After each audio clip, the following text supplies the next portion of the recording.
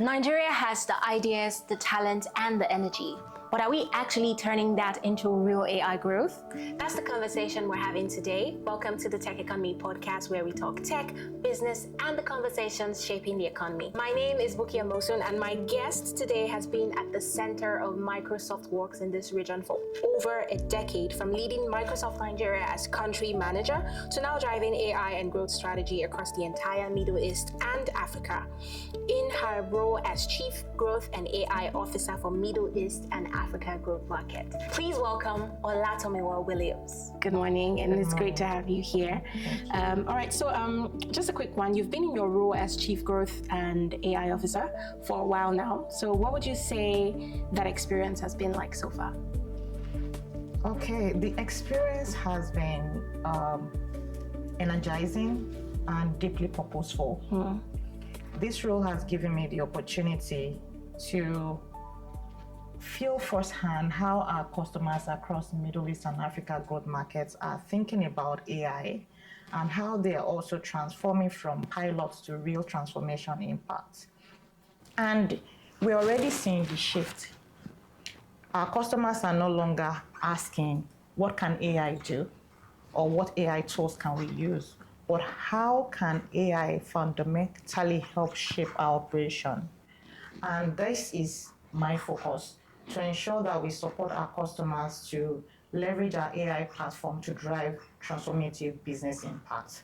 I think it's been an opportunity to really look at the entire market and drive adoption of AI across board. All right. So overall, you've been in Microsoft for over a decade now. Yeah. So looking back at that, what would you say your journey has been like so far? 15 years plus now, I'm counting. Oh, wow. I'm privileged to have been in this company for that long, and I've seen the shift from traditional AI to traditional IT to cloud, to data, and now to AI. And each shift has actually been, transforming organization. But the AI shift is different. AI is not only transforming the way driving digital transformation, is also fundamentally shaping how we work today. So for me, I'm privileged to have grown with the company and also have the opportunity to help our customers shape their transformation all through these shifts. Great. All right. So growing from leading Microsoft Nigeria to now overseeing the AI growth market across the entire region, of course, in Africa. So what does that shift actually mean for the kind of work that you do day to day? So leading Nigeria was focused on primarily Nigeria and Ghana markets. But this role, as I said earlier on, has given me opportunity to look at scaling the knowledge that I have built over the years, looking at leading Nigeria across multiple markets in Middle East and Africa growth markets, and looking at the pattern and how can we scale the patterns. What works in Nigeria that we can scale, and what works in other markets that we can also scale across the region. So I think it's really an opportunity to continue to help our customer look at what works, especially now in AI era. We need to keep ensuring that the learning scale across our enterprise and help organizations move from just piloting AI to really drive business impact across the multiple regions. All right, great. So there is a popular saying that Nigeria has no shortage of ideas, only a shortage of rich. So with everything you've seen at Microsoft, would you agree with that? I completely agree with the spirit of that statement. There is no doubt Nigerians are energetic. We are very purposeful, engaging. There's no shortage of ideas. I think what is important for us to look at is now, how do we leverage this energy and make it to drive meaningful impact at scale? Right. So I will say that Nigeria's issue is not issue of innovation. It's how do we now leverage that to drive higher diffusion rates to ensure that people have, yes, there is ideas, but they have access to skill, they have access to infrastructure, they have access to global markets that can really help drive meaningful economic impact. So we have a huge opportunity as Nigeria to really leverage this energy, especially now in AI era, to ensure that we're really deliberate around how we're converting the energy into impact, not only for Nigeria, but for across Africa and globally. All right, so we see a lot of situations whereby a lot of trained Nigerian experts, end up leaving the country at the end of the day. Do you think that that's something we can fix, or that's something we have to learn to work around? So if you say we can fix it, so that means it's a problem. But yes, is a challenge, and I also see it as an opportunity. Okay.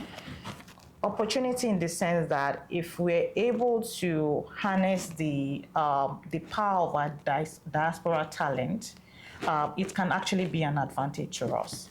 So the question should not be, should we stop people from immigrating out of Nigeria, but we should create an enabling environment where people have access to skill, access to global markets, access to fund, to make ideas to transform into impact, and creating bridge between our local talent and global talent to take advantage of this opportunity. And of course, most especially, make Nigeria an enabling environment where talent can thrive, because global migration of talent is a global reality. We should not be thinking about trapping people, but creating enabling environments that can help people, either they live in Nigeria or anywhere, they can actually see opportunity and drive those opportunities to reality at scale. All right, so the adoption numbers shows Nigeria's AI usage barely moved this past year, right? From around 8.7 to 9.3. So what do you think is really holding these numbers down right now? So there is movement. Let's acknowledge that there's movement, but it's not as fast as it should be, because we need to quickly close that gap. And it's not just about fixing an individual, just one component of the puzzle. There are a number of factors that is leading to that. One is, infrastructure. We need to ensure that every part of Nigeria, we have connectivity so that people with great ideas have the opportunity to connect and bring their idea to life. But also ensure that people have the right skill, and the tools that they need to use are easily affordable. They have access to it. And those skills also, we also need to ensure that startups have access to fund. Our SMEs have access to quality talent that can actually help them to scale. So really, we should actually see that movement, and that it's possible for us to move. But the most important thing is, how do we quickly accelerate the movement to ensure that we increase our adoption rates and ensure that Nigeria is not left behind in the AI era? Because if Nigeria gets it right, the potential for Africa to get it right is higher. All right, so what would you say are some of those things that are slowing Nigeria down at the moment? Some of those things, I think that's the right question, because we should not look at one thing in isolation. I would say capacity issue, and capacity in different dimension. And I keep on emphasizing on skilling. Skilling is really, really important. Yes, we are having a number of skilling initiatives in different ways, but we need to drive it in a more structured approach, as well as infrastructure and trust. Trust is really important. People need to feel comfortable that AI will, will actually not harm them. And when the data is also governed properly and their data is not exposed, as well as also not looking at AI as a technology, but AI as an enabler of driving transformation. So it's what is AI going to solve for us? Before we start talking about the technology, what are the ways that AI can enable us to drive higher results from our agriculture industry, ensure that people in underserved community have access to right education, we drive financial inclusion, we're able to also scale access to government services because public service is also using AI. So there are a number of things that we can achieve, but we need to get the fundamental right. Access to skill, infrastructure available, especially around connectivity, cloud, security, and of course the right policy to guide the responsible use of AI. All right, so are there any Nigerian businesses that you've seen personally get real and tangible results from AI? What would you say they did differently? As I said earlier on, the issue with Nigerians is not lack of interest. I think we are seeing a number of Nigerian companies really interested in AI and driving AI. But what we've seen is that companies that have seen tangible results in AI are the ones that are not just looking at AI as a tool, but at AI as a means to solve business problem. If we look at example of Access Bank, where they've driven productivity of their developer ecosystem by leveraging AI, so they're able to produce applications faster than they used to do without the tools of AI. And there's also, use cases with ICE actually leveraging AI to ensure that power-rich underserved communities. So there is a number of organizations in different industries that are already adopting AI and seeing tangible business results. But we need to ensure that we scale that, because the opportunity for us in AI is not just about few companies, leveraging AI to drive innovation, but that every student is able to have access to skills, they're able to use AI responsibly, SMEs, startups, public sector, governments, academic institutions, we're all using AI and driving innovation at scale. All right, so I understand Microsoft has been involved with the federal government's 3MTT and Project Bridge initiative. So what would you say is the actual level of involvement in this program? And basically, so what do these programs do to help like the average person trying to learn AI? So I'll, look at the two projects in